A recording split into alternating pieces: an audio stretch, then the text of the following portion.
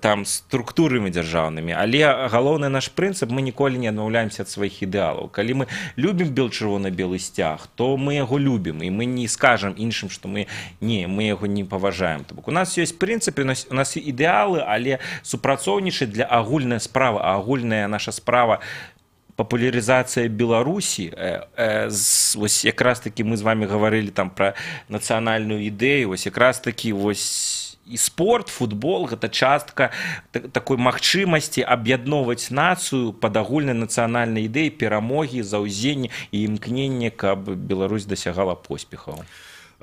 Ведаеце, я асабіста некалькі разоў звяртаўся з пытаннем наконт затрыманняў за чырвона-белы сцяг да міністра Шуневіча і пытаўся, так ён забаронены, ты што это адбываецца? Ён мне заўсёды казаў, што не забаронены і не за сцяг затрымліваюць, а там вот парушаюць нешта і гэтак далей. Но мы-то ведаем. Вот уладзе ведае, то есть вот як можна пасля гэтага верыць нейкім абяцанням, нейкім круглым сталам, і нават калі будзе прыняты закон, ініцыятарам якога выступіла Канапацкая пры дапамозе іншых людзей і вас таксама, што ён будзе выконвацца. Вот у вас ёсць такая вера ўладзе? Ну, я думаю, что так, рэчы змяняюцца, як бы, і тое, што нават я бежаў з гэтым флагам, я думаю, што гэта нармалізуе. І прабег 21 кіламетр. І нават дазволілі медаль атрымаць і бутэльку вады. Таму мягкая беларусізацыя, кажа. І лібералізацыя. Таму, не, ёсць пазітыўныя змены. Калі глядзець, напрыклад, на сектор Б12 на матчы, шмат людзей было і з шалікамі нейкімі, і з пагоняй з цішоткамі, і вось, як у вас, цішоткамі смелы перамога, былі людзі на сектары, і іх не затрымалі. То бок неяк так выбарачна. Псіханулі гэтых трох затрымалі, а паралельна яшчэ стаіць 20 чалавек у цішотках з пагоняй, якіх не затрымалі. Таму наша задача і задача медыя, якім гэта цікава, распавядаць пра гэта. Бо розгалас, абмеркаванне, дыскусія, яно ўсё ж такі урэшце рэшт прыводзіць да нейкай ісціны. Ведаеце, калі вот Павел зараз пачаў асабліва так на эмоцыях і актыўна прапаноўваць свае ідэі, як можна выправіць сітуацыю, у нас ва ўсёй рэдакцыі нечакана знік інтэрнэт. Паўсюль ёсць, у нас не было. Ну, тым не менш, усё ідзе ў запісу, і відэа, і аўдыо, таму мы ўсё адно нашу размову выкладзем цалкам, што паспелі людзі паглядзець, астатнія даглядзяць далей.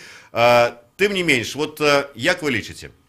Трэба адстойваць сваё, не баяцца, і вот эта вот тактыка разбітых вокнаў, яна не спрацуе. То есть вот людзям ўсё адно ўжо, як у той песні спяваецца, не стрымаць, не спыніць. Все трэба даведвацца на практыцы. І я, напрыклад, быў бы шчаслівы, калі, скажем, у наступным годзе, там, летам пройдзе фестываль, там, свята нацыянальных сімвалаў, дзе вось тую ідэю казаў, што разам мы пакажам, якія ў нас ёсць сімвалы, і якая за імі ёсць каштоўнасная частка, і што мы ўсе разам пад гэтымі сімваламі імкнемся, каб у гэтай краіне кожнаму з нас жылося лепш.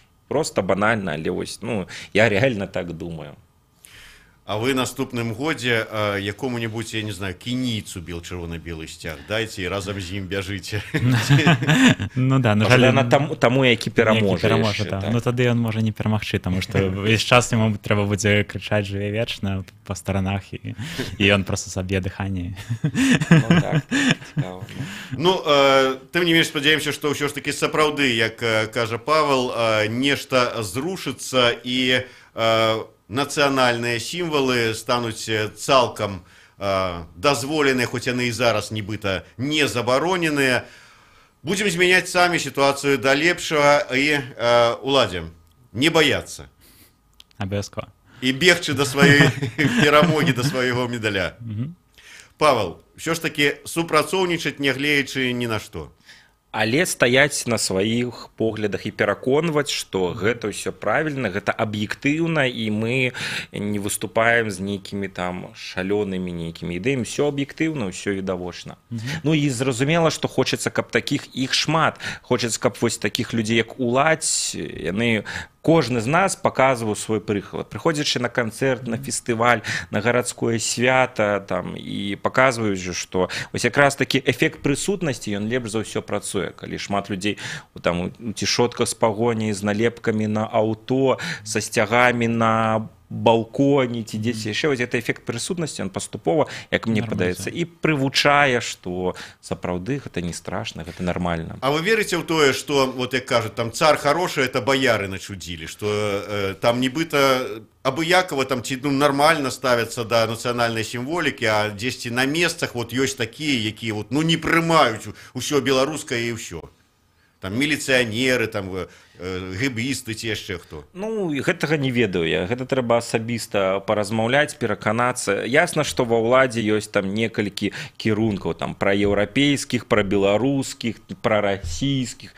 Яны паміж сабой там вядуць нейкія кулуарныя бойкі, і хтосьці ў пэўны момант перамагае, хтосьці іншы перамагае. Гэта зразумела ёсць, але каб упэўніцца, ну, нечым трэба ўсё ж такі спачатку гэта адчуць і на сабе. Ось. Ну, вось адчуў.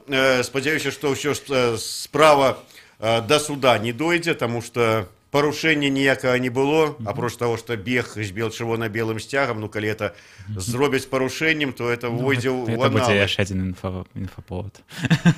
Дзякуй вялікі.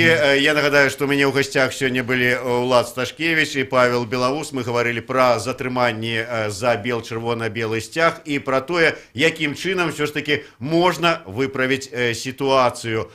Я спадзяюся, што хутка ў нашым эфіры, можа быць, не заўтра, не паслязаўтра, але бліжэйшымі днямі будзе Ганна Канапацкая, дэпутат Палаты прадстаўнікоў, якая раскажа нам, што ўсё ж такі адбываецца на сёння з яе законапраектам аб наданні чырвона-беламу сцягу статуса культурнай каштоўнасці. Дзякуй вялікі, гэта быў сумесны стрым Еўрарадыё і Е-прамовы. У студыі для вас працаваў Зміцер Лукашук.